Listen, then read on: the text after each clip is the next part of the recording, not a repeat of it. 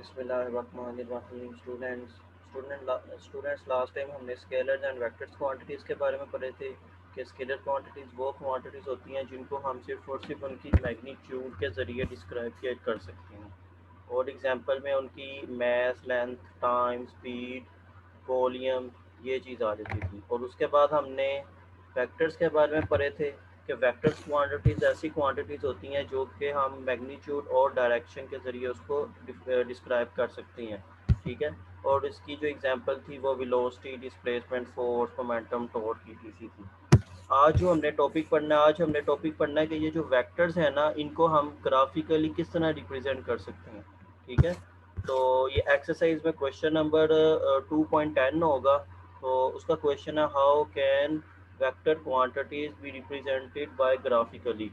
तो इसको हम समझते हैं, कहते हैं to differentiate a vector from a scalar quantity. तो वेक्टर को स्केलर क्वांटिटी से फ़र्क करने के लिए we graphically use bold letters to to represent vectors quantity such as, ये देखें ये FAD जो है ना, इन्होंने बोल्ड करके लिखा हुआ है। ठीक है, डार्क करके लिखा हुआ है। और a bar or arrow over their symbol such as, F के ऊपर देखे बार आ गई है, ए के ऊपर बार आ गया, डी के ऊपर बार आ गई है। यहाँ तो इसके ऊपर एरो हमने ये शो कर देते हैं। ये देखिए, ये जो फोर्स है, ये इसको जूम करके मैं दिखा दूं, ये जो फोर्स है उसके ऊपर देखिए एरो आ गया, ए के ऊपर एरो आ गया, डी के ऊपर एरो आ गया। ये फोर्स, ये एफ फोर्स है, ए एक्सेलरेशन है और डी जो है वो डिस्प्लेसमेंट है। ठीक है। अगर इनके ऊपर ये एरो ना हो, ठीक है, इसी तरह ये बार, अगर ये बार ना हो और यहाँ तो इनको बोल्ड ना करके लिखा हो, तो उस दूसरी कंडीशन में इनको स्केलर समझा जाएगा। ठीक है। ये स्केलर और वेक्टर्स को डिफ्रेंशिएट करने के लिए है कि उनके ऊपर यहाँ एरो होता है या बार होती है, या तो उनको बोल्ड करके लिखा जाता है। तो इस तरह हम स्केलर क्वांटिटीज़ को वेक्टर क्वांटिटीज़ से हम क्या कर सकते हैं, डिफ्रेंशिएट कर सकते हैं। यहाँ पे क्वेश्चन बन सकता है, how can vector quantity differentiate from a scalar quantities. ठीक है। तो इसका आंसर जो है वो यही है, ये ऊपर वाला पैराग्राफ है। उसके बाद जो है जो एक्सरसाइज का क्वेश्चन नंबर 2.10 है कि हम ग्राफिकली वेक्टर को किस तरह रिप्रेजेंट कर सकते हैं। तो इसका आंसर ये है, graphically a vector can be represented bye a line segment with an arrow head. ठीक है। तो ये आपने डायग्राम भी बनानी है उसके साथ। तो ये हमारे पास ये एक लाइन है। ठीक है। ये लाइन शो करती है मैग्नीट्यूड को। ठीक है। और ये जो एरो है ये उसकी डायरेक्शन को शो करता है। कभी आप इस तरफ एरो बना दे तो इसका मतलब है ये ए से बी की तरफ जा रहा है। यही अगर आप ए वाली साइड पे बना देंगे एरो, तो उसका मतलब होगा बी से ए की तरफ आ रहा है। ठीक है। तो ये डायरेक्शन शो करता है एरो, और ये जो लाइन है ये इसकी मैग्नीट्यूड शो करता है। ठीक है। कहता है द लाइन, या आपने इन फिगर 2.14 में लिखना, आगे लिखना, the line A B with arrow head at B represented a vector V. तो ये एक वेक्टर v को रिप्रेजेंट कर रहा है। The length of a line A B give the magnitude of the vector v on a selected scale. तो कोई भी आप स्केल सेलेक्ट कर ले, सेंटीमीटर, मीटर, तो उसमें ये जो लाइन है ना, ये उसकी क्या करेगी, मैग्नीट्यूड को रिप्रेजेंट करेगी। while the direction of the line from A to B gives the direction of the vector v। तो ये जो एरो हेड है, ये उसको डायरेक्शन शो कर रहा है कि ये ए से बी की तरफ डायरेक्शन है। ठीक है।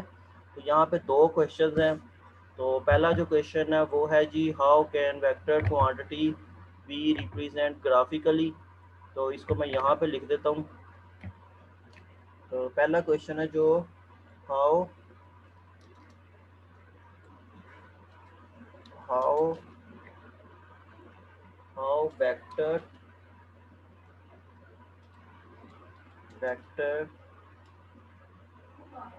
Quantity quantity differentiate differentiate from a scalar quantity।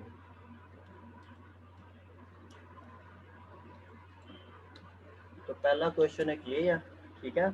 उसका आंसर वो आपको यहाँ पे ही है, मैंने पहले बता दिया। ये टू डिफरेंशिएट से आपने करना है, आपने ये टू डिफरेंशिएट से क्वेश्चन को सोल्व करना है, और ये नीचे यहाँ तक के इसका आंसर। ठीक हो गया। How vector quantity differentiate from a scalar quantity.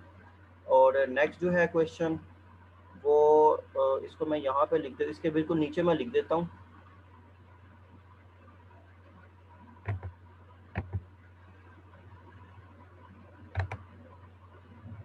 इसको कलर, या सेकंड क्वेश्चन जो है वो, हाउ कैन वेक्टर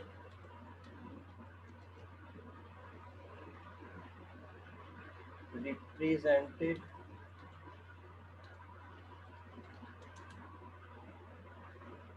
ग्राफिकली। तो वेक्टर क्वांटिटीज को हम ग्राफिकली किस तरह रिप्रेजेंट करते हैं, ठीक है।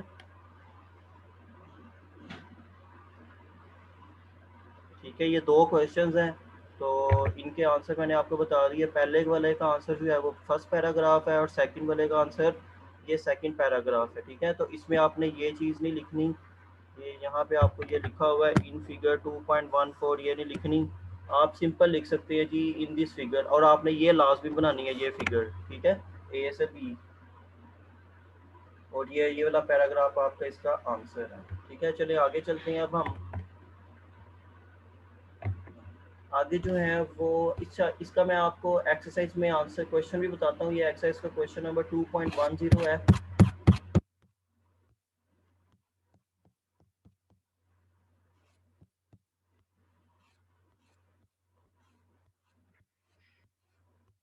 पेज नंबर 53 है, ठीक है। पेज नंबर 53 पे ये क्वेश्चन है, how can vector quantities be represented graphically. सही हो गया। अच्छा, नेक्स्ट जो है वो हमने पढ़ना है डिफरेंशिएट बिटवीन द फॉलोइंग। तो इसमें हमने कुछ चीज़ें पढ़ रखी हुई हैं, इनके अलावा हमने यहाँ पे डिस्टेंस, डिस्प्लेसमेंट, स्पीड, वेलोसिटी, ठीक है, ये स्केलर एंड वेक्टर्स, इनके बारे में अब हमने पढ़ना है। स्केलर एंड वेक्टर्स भी पढ़ लिया, लेकिन कुछ जो टर्म्स हैं जैसे स्पीड होगी, वेलोसिटी होगी, एक्सेलरेशन होगी, तो ये आगे हमने ये अब ये चीज़ें पढ़नी है। तो इसको मैं साथ साथ ही आपको बताता रहता हूँ टॉपिक के साथ ही।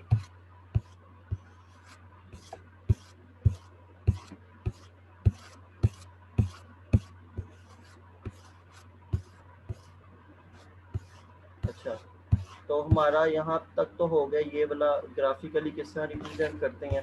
नेक्स्ट जो है जी टर्म्स एसोसिएटेड विद मोशन। तो उसकी बॉडी की मूवमेंट की वजह से जो टर्म्स होती हैं उनको हम किस तरह देखते हैं। तो पहली जो है वो है पोजीशन। तो ये शॉर्ट क्वेश्चन आ जाता है, what is meant by position. तो पोजीशन क्या होती है, तो इसकी डेफिनेशन देख लें। The term position describe the location of a place और a point with respect to some reference point called origin. तो जो पोजीशन होती है वो किसी प्लेस या तो किसी पॉइंट की लोकेशन को डिस्क्राइब करती है, ठीक है। जैसे कि आपका जो स्कूल है वो कोई प्लेस है या कोई पॉइंट है, तो आपके स्कूल की जो पोजीशन है उसको डिस्क्राइब करने के लिए कि आपके पास क्या होना चाहिए, with respect to some reference point called region.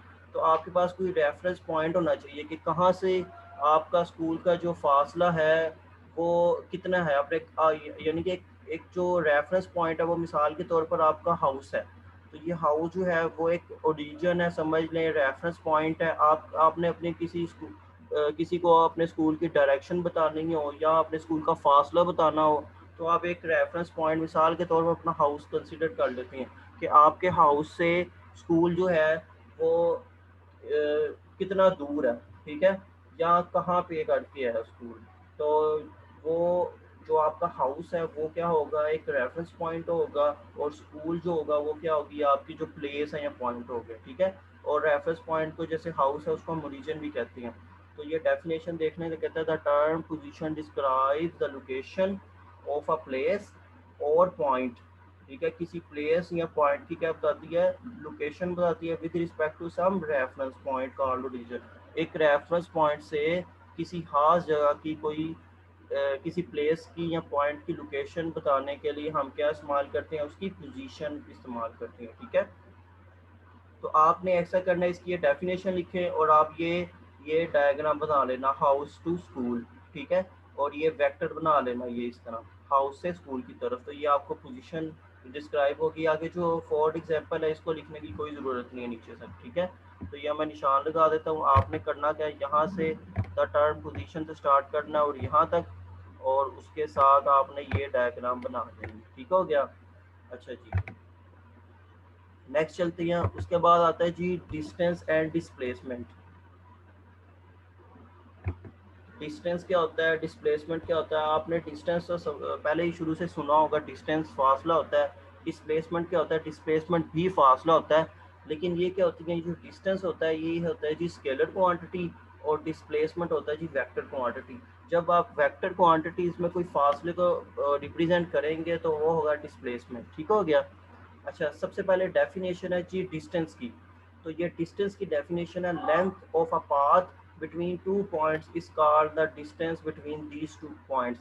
तो कोई दो पॉइंट है, मिसाल के तौर पर यहाँ पे हमारे पास ए है, और ये इस तरह ए में कोई पॉइंट है, वहाँ से कोई बॉडी मूव करती करती करती करती इस तरह बी की तरफ आई है। ये जो ब्लैक कलर का एरो आपको नज़र आ रहा है ना डॉटेड लाइन में, ठीक है, ये ब्लैक कलर का डॉटेड लाइन में ये जो है ये उसने डिस्टेंस कवर की है, ये एस, इसको हम एस से रिप्रेजेंट करते हैं डिस्टेंस को, ठीक है। यहाँ पे देखें figure 2.17 distance S dotted line में, डॉटेड लाइन में, ब्लैक डॉटेड लाइन में, ठीक है। तो इसकी ये डेफिनेशन है, किसी दो पॉइंट्स के दरमियान ये क्या कहती है कि लेंथ, लेंथ कोई भी पाथ है उसका जो लेंथ है ना दो पॉइंट्स के दरमियान, तो उसको हम डिस्टेंस बताते हैं वो, ठीक हो गया। और आपने इसको यहाँ पे ये इस तरह इसकी डायग्राम बना लेनी है। और उसके बाद जी आगे आता है डिस्प्लेसमेंट। तो displacement is the shortest distance between two points which has magnitude and direction. तो जैसे कि मैंने अभी बताया डिस्प्लेसमेंट जो होती है वो वेक्टर क्वांटिटी होती है। तो ये क्या शॉर्टेस्ट डिस्टेंस है दो पॉइंट्स के दरमियान। तो जैसे ये है, ये अब बॉडी जो है वो ए से लेकर बी तक गई है, ठीक है, ये जो डॉटेड लाइन में ये था डिस्टेंस। अब ऐसा भी हो सकता है कि ये जो शॉर्टकट के ये ए से डायरेक्ट बी की तरफ चले जाए, ये जैसे आपको रेड कलर का एरो नज़र आ रहा है, ठीक है।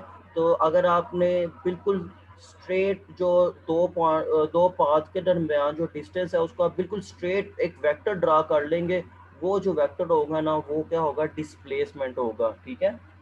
तो डिस्प्लेसमेंट को हम ये देखें यहाँ, इसको ये भी लिख लेना, it is a vector quantity and is represented by D.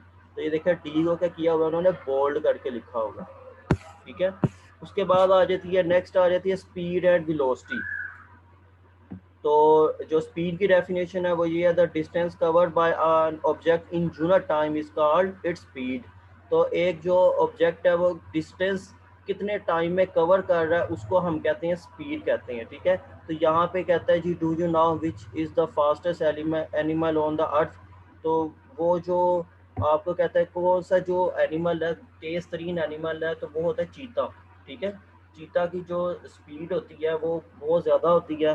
तो दुनिया का फास्टेस्ट एलिमेंट वही होता है। आपने ये, और ये फाल्कोन, ठीक है, ये फाल्कोन है, परिंदा है, उसकी कितनी होती है, can fly at a speed of 200 kilometre per hour. तो एक घंटे में वो तकरीबन 200 किलोमीटर डिस्टेंस जो होता है वो कवर कर लेता है। तो ये इसकी इतनी ही स्पीड होती है। ये एमसीक्यूज आ जाती हैं। अच्छा जी, उसके बाद आपने स्पीड का फार्मूला लिखना है, ये डेफिनेशन के साथ साथ लाजमी डेफिनेशन स्पीड की लिखनी है। उसके बाद आपने इसका फार्मूला लिखना है। स्पीड जो होता है वो बराबर है जी distance cover divided by time taken. तो ये हमारे पास स्पीड का फार्मूला आ गया। और नीचे उन्होंने डिस्टेंस का लिखा हुआ है, डिस्टेंस बराबर है स्पीड मल्टीप्लाई बाय टाइम। ये एस जो है ना ये स्पीड नहीं है, एस जो है वो डिस्टेंस है, और ये वी जो है ये वी स्पीड है, ठीक है। वी जो है वो स्पीड है और टी है टाइम। आप मैं दोबारा बता दूं, एस जो है वो है डिस्टेंस, वी स्पीड है, और टी जो टाइम है। आप ऐसा भी कर सकते हैं कि ये जो आपके पास ये तो फार्मूलाज लिखे हुए हैं ना, ये वाले फार्मूलाज, ठीक है, ये आप डिस्टेंस के साथ कर ले तो ज़्यादा अच्छा होगा, ठीक है। यहाँ पे देखें, here S is the distance covered by the object, V is the speed and T is the time taken. Distance is the scalar quantity, distance जो है वो क्या है, scalar quantity. Therefore speed is also scalar. SI unit of speed is metre per second, M S minus one होगा ये, ठीक है। तो ये आपने ये जो डिस्टेंस क्या है ये आप डिस्टेंस के साथ ही लिख लें तो ज़्यादा अच्छा होगा। इसको मैं दोबारा करता, तो ये हमने डिस्टेंस वाला जो टॉपिक पढ़ा था ये वाला, ये डिस्टेंस की definition, length of a path between two point is called the distance between two points. इसके नीचे आप ये भी लिख सकते हैं कि जो डिस्टेंस होता है बराबर है speed multiply by time, S is equal to V T, ठीक है। और ये भी लिख सकते हैं डिस्टेंस इज द स्केलर। अब जो स्पीड है, the distance covered by an object in unit time is called its speed, और स्पीड का फार्मूला ये है, स्पीड बराबर है distance cover divided by time taken. और लास्ट में आपने ये लिखना है जी, S I unit of speed is metre per second, M S minus one, M S minus का वन है मतलब है मीटर पर सेकेंड। अच्छा, उसके बाद आता है जी यूनिफॉर्म स्पीड। यूनिफॉर्म का मतलब होता है एक जैसा होना, यूनिफॉर्म रहना, एक जैसा होना। तो यूनिफॉर्म स्पीड क्या होती है, a body has uniform speed if it covers equal distances in equal interval of time however short the interval may be। एक यूनिफॉर्म स्पीड वैसी स्पीड होती है जिसमें एक बॉडी जो है वो इक्वल इंटरवल ऑफ टाइम में इक्वल डिस्टेंस कवर करे, चाहे उसका जो टाइम जो इंटरवल हो वो बहुत स्मॉल ही क्यों ना हो, टाइम इंटरवल स्मॉल ही क्यों ना हो। मिसाल के तौर पर एक बॉडी 5 मीटर डिस्टेंस कवर कर रही है 2 सेकंड में, तो अगले 5 भी उसको 2 सेकंड में करने होंगे, उससे अगले 5 भी 2 सेकंड में करने होंगे। तो वो कौन सी स्पीड होगी, यूनिफॉर्म स्पीड, ठीक है बच्चों। तो बच्चे ये यूनिफॉर्म स्पीड तक जो डेफिनेशंस हैं और ये जो क्वेश्चंस करवाए हैं मैंने, तो इनको आपने अच्छे तरीके से याद करना है और अपनी कॉपीज पर लिख लेना है, ठीक है। थैंक यू वेरी मच, अल्लाह हाफिज़। आज तक कितना ही, नेक्स्ट जो है वो हम फिर वेलोसिटी से स्टार्ट करेंगे। ओके।